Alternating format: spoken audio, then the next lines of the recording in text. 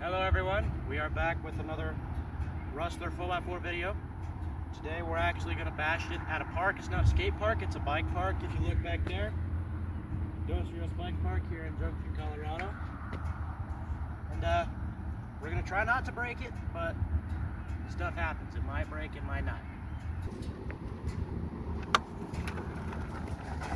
What I like about this is it's already got the extreme heavy duty upgrades. So this thing's tough as nails. This actually isn't the first time I've had this truck out at this park. It's just it scares me a little bit, you know? First we're gonna do a speed run.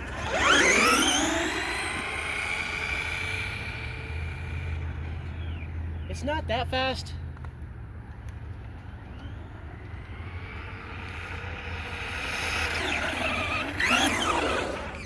But I bought this as kind of like a beginner, a learning truck, so yeah, it's not supposed to be all that fast. It's not as fast as I'd like it to be, but you know what? I don't mind.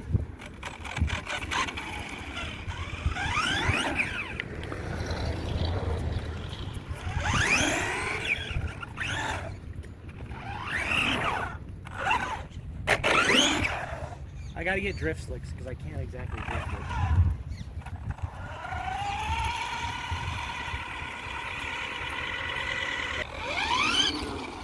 Alright, here we are. There's no zombies out today. The park's completely vacant. If anybody shows up, I will happily get off and we'll just stick with the pavement. But for now,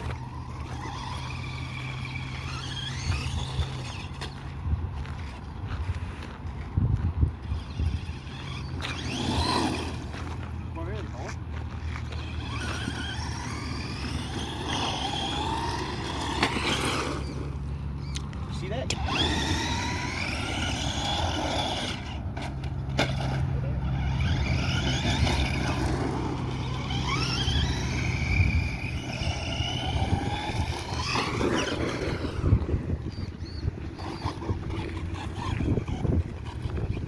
Now because this is a stadium truck and not a monster truck, every time I hit these jumps here, they're always chassis flappers, which means the suspension bottoms out. Chassis can absolutely hit the ground.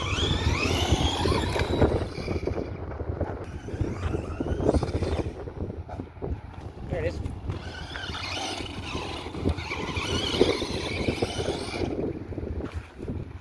Not the fastest thing in the world, but it is definitely incredibly durable.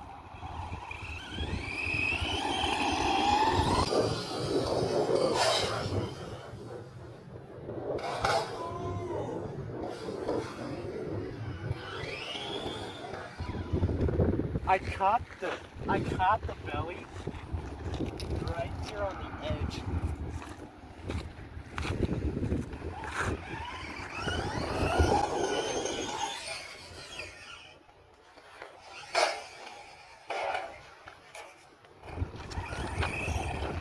It's taking it incredibly well.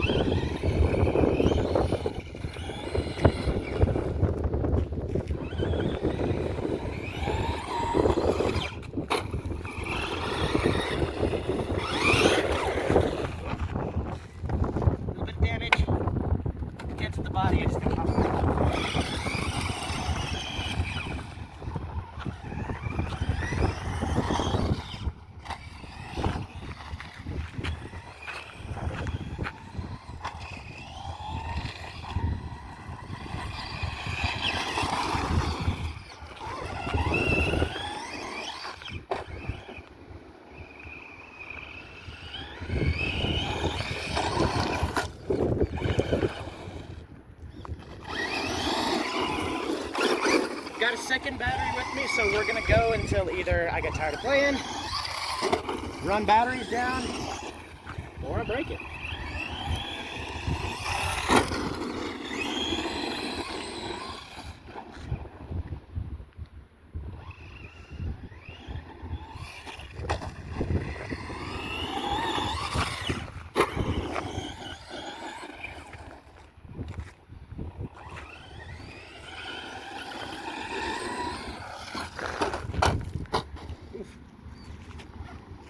One of my biggest goals with this is to come up. Let me see this. One of my biggest goals with this is to come up this side and land on the downslope of this side. But I have found that increasingly difficult.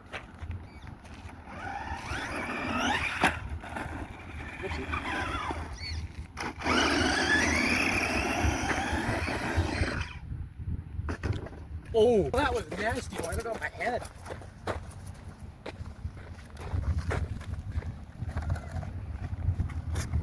Everything's still alright though. Is taking it. One big complaint I have, it's not Traxxas' fault or anything, it's kind of mine, but the body keeps popping over the bumper like that.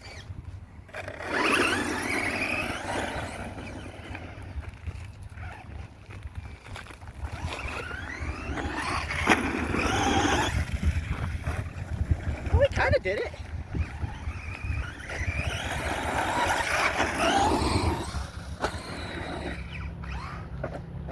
It's kind of a pain when you can't see where you're. Oh.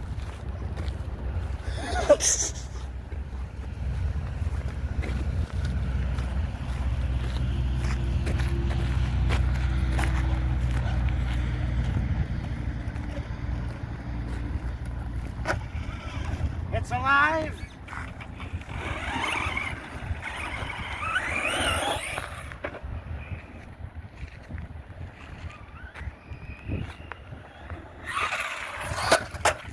Ooh, right on the butt. I knocked the bumper in. Oh dear. Oh no. Here we go. Oh, poor body. Poor body.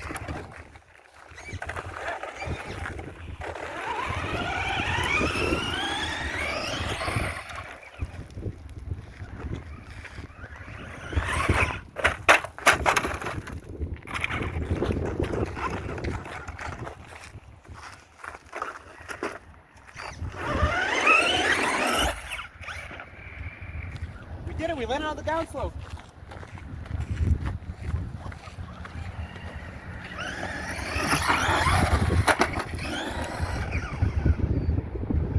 Stay up there, I'm gonna hit this thing one more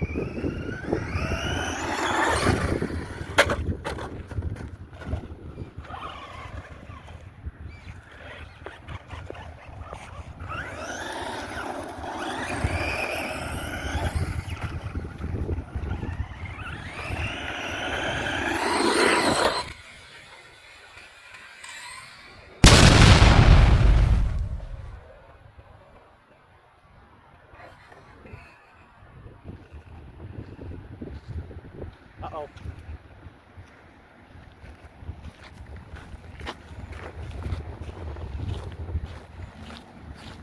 Something's wrong.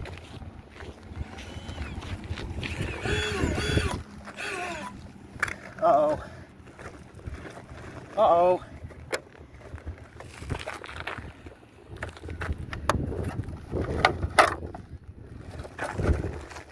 Oh dear.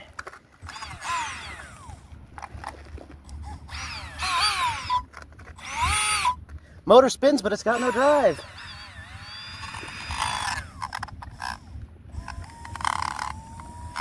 Sounds like a strip spur gear to me. Well, anyway, we're gonna get her home, get her apart, and I'll show you what happened. At home, working in my bedroom on a TV tray, because it's all I got. We are going to get into this thing and see what happened to it. Yeah, that doesn't look good. It's not supposed to do that. So, whoop, that came loose. So what we're gonna do is, first of all, I want to take that off because the motor is going to need to come out. So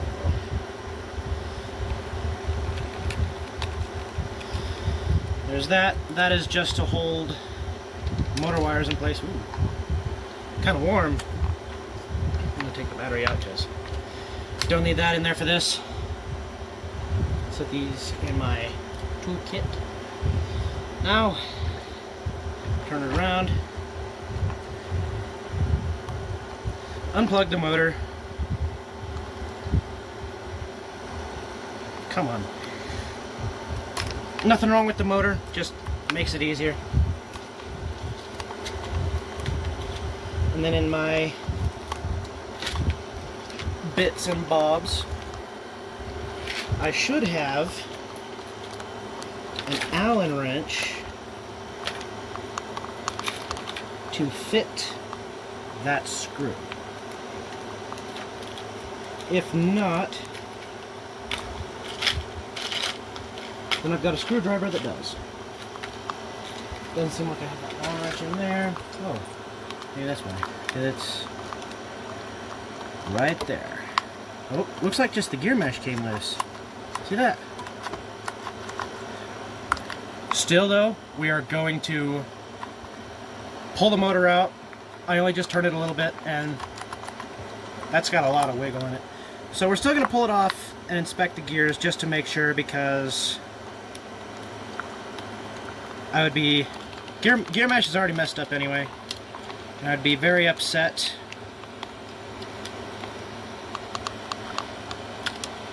Alright, I got a better way to do that actually.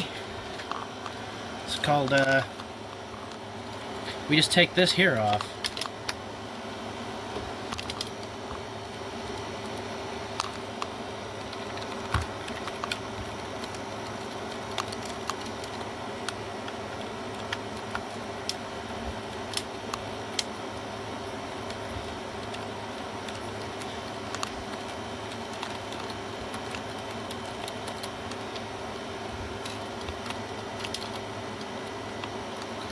I'm hearing some clicking as I'm sitting here working on it, rocking back and forth. I'm not sure if that's my TV tray or the truck itself.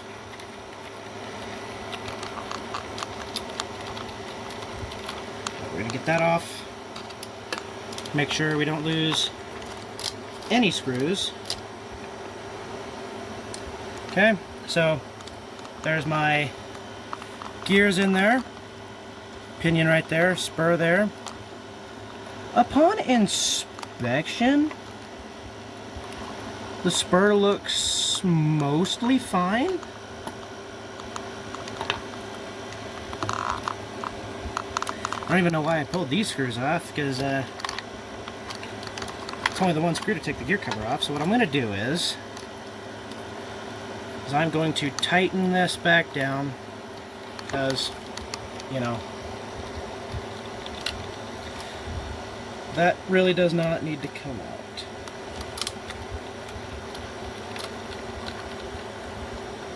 Alright, so we're going to finish taking the motor off to see if the pinion is fine. Now I know I haven't done like a full look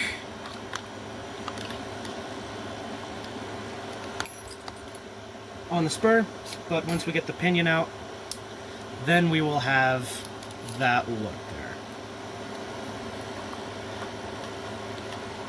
It's kind of at an angle, but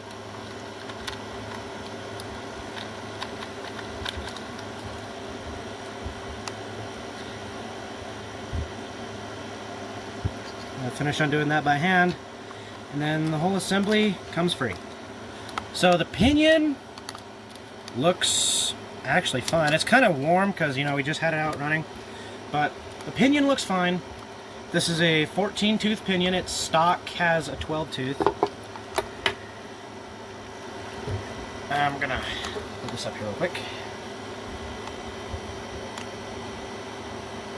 The spur gear actually looks fine. So what I'm thinking happened is, while I was running it and it hit, the motor moved. and pulled the gear mesh out. That happens on a lot of RC cars when you take like a really hard like slap landing. It knocks your gear mesh out and it can actually destroy pinions and spur gears. So I'm very lucky that this is actually fine and I just need to reset the gear mesh. So that is what we are going to do. This is a weird little mount thing here. Oh, I got a couple of fun little things in there. I'm not going to worry about them. So, like that, what you want to do is you get this little crevice here to sit on top of that bolt right there. And then it just slides in and out like that. Now, when you set the gear mesh without the... So, when you're doing this, setting the gear mesh is basically how tight your pinion sits against your spur. And you want to set it just perfectly, because too tight and they will slam together and rip each other apart. Too loose and they won't have enough contact in the teeth and they will rip each other apart. So the idea when you're setting your gear mesh is while holding the pinion still, you want to be able to have the slightest bit of play between the two gears. So what I'm going to do is I'm going to put this in here. I'm going to tighten that down. I love these. I love this tool set. This is a Dynamite tool set. And I love the fact that I can ratchet it both ways and it can lock together. Which is really nice. Not sponsored by Dynamite, but pick yourself up some Dynamite tools. They're really good, really high quality made. I'm going to get that in like that. I'm going to ratchet it so I don't suck it down too tight. I'll take my Allen, pull it off a little bit. I'll put the, I think that right there should be about perfect. I rarely ever get this first try.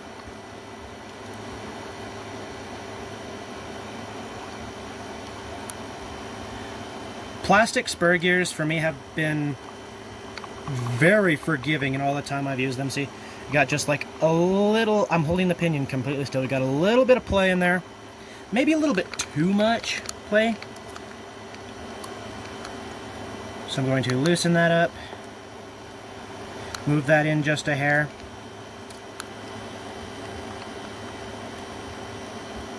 Tighten that up. There is still play in there, if you can see, but there is not a lot. Which means I'm not going to destroy my gears, and my mesh is set pretty good. Also, I don't know if you guys can see it, but my spring, my shock spring came out of its thing. So all I got to do to fix that is pick it up, seat it back in there, good to go again. So, gear mesh is set pretty much good. So we are going to tighten that up.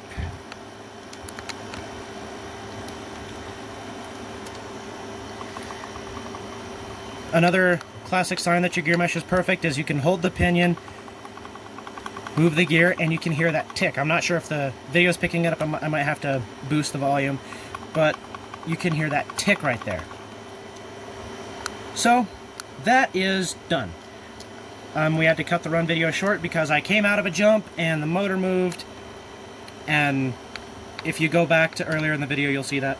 So that is good. So we are going to put this thing back together.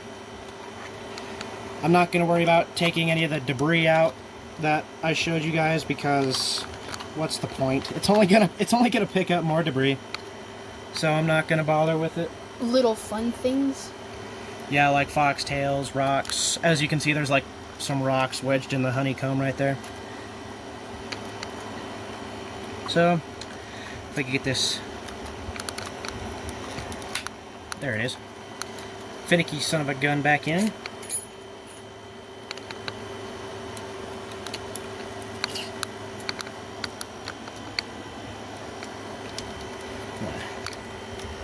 tighten that screw back down.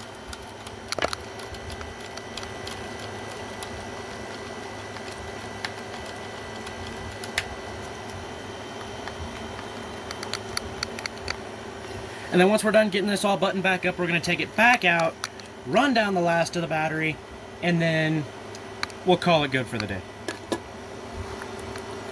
So we plug this back in. I like this because there's a notch in this plug right here. Zoom in. There's a notch in the plug right here that lines up with a tooth inside the plug. So you cannot plug this in wrong. So it goes in like that. I also like this connector. I find them, they're not as nice as bullet connectors in my opinion, but they're really easy. I guess I just don't have a lot of experience with Traxxas. So kind of stuff the wires down there, put that back down there, and then we put the screw in it.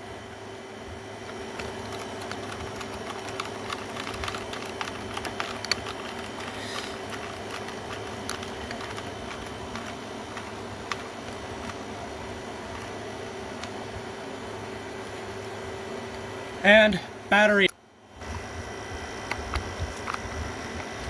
Plug it in. And we will see you outside. Alright, since I don't feel like driving back to the park, we're just going to finish it off here.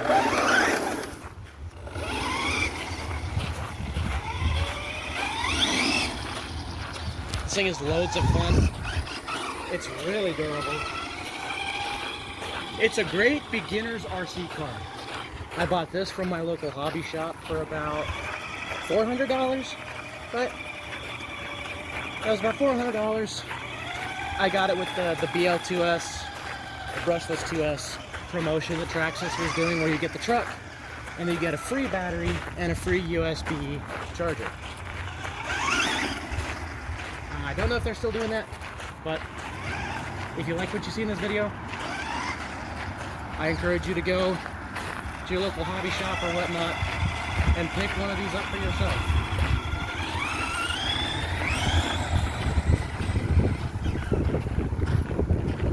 Look at all that dust.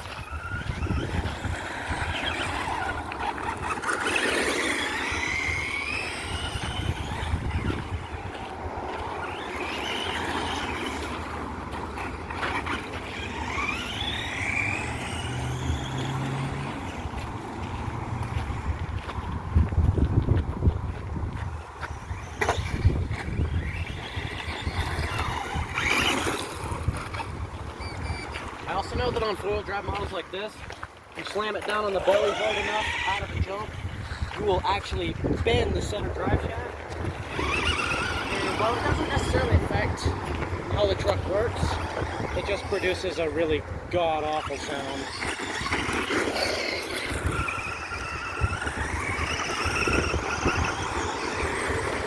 All the way out here.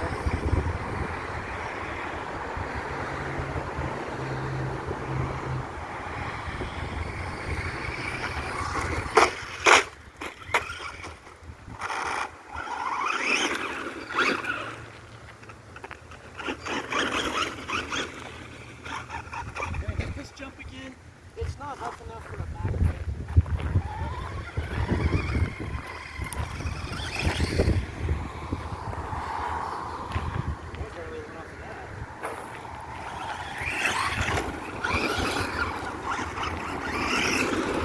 This battery has lasted more than a